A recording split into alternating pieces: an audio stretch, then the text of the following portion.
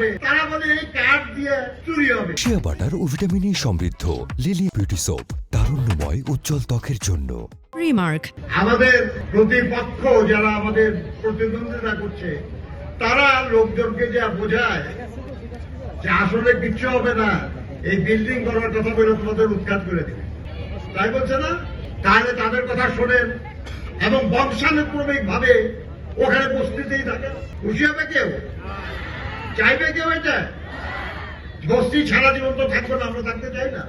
আর দালান করতে হলে আমাদের সেখানে দালান করার জায়গাটা ঠিক করতে হবে।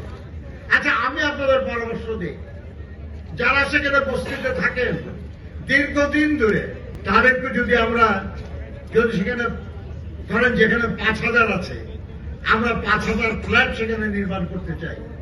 আমরা সেই 5,000 ফ্যামিলিকে যদি আমরা ওই ফ্ল্যাটের বরাদ্দ পত্র আগেই দিয়ে দেই,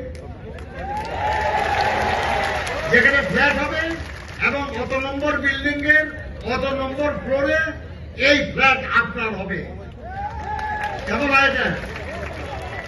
আরে ভাই, সমাধান দেন, ভালো বুদ্ধি দেন, যাতে করে আমার এই বস্তিবাসীরা তাদের একটা কল্যাণ হয়, উপকার হয়।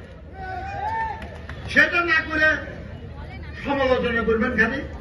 আমরা বলি ফ্যামিলি কার্ড দেওয়া হবে, তারা বলে এই কার্ড দিয়ে চুরি হবে। শুরুই করি নাই, চুরি হবে। আমরা ফার্মার্স কার্ড দিতে চাই, তারা বলে যে এটা দিয়ে সুবিধা হবে না, চুরি হবে। কয়েকদিন পরে দেখলাম তারা এক ঘোষণা দিল যে তারা স্মার্ট কার্ড দিবে, তার মানে নামটা বদলায় দিলে আর চুরি হবে না, নাকি? ভাই, আমাদের নেতা যখন একটা লাল সবুজ বাসে রওনা হইলেন, কত কথা, এখন থেকে লাল বাস দিয়ে খালি সবুজ বাস দিয়েও কিছু কিছু লোক হয়। হ্যাঁ, মানে আমরা করলে দোষ, তারা করলে কোনো দোষ নাই। হ্যাঁ,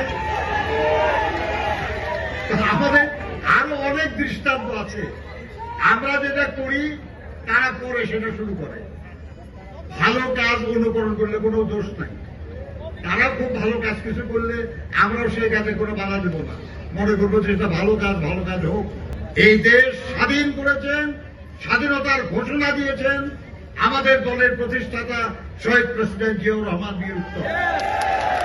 কাজে এই দেশটাকে আমরা ভালোবাসি। এই দেশের অর্থনীতিকে বিধ্বস্ত অবস্থা, তলাহীন ঝুরি বলা হতো যে দেশটাকে, সেই দেশটাকে সমৃদ্ধ বাংলাদেশ পথে নিয়ে গেছেন জিয়াউর রহমান।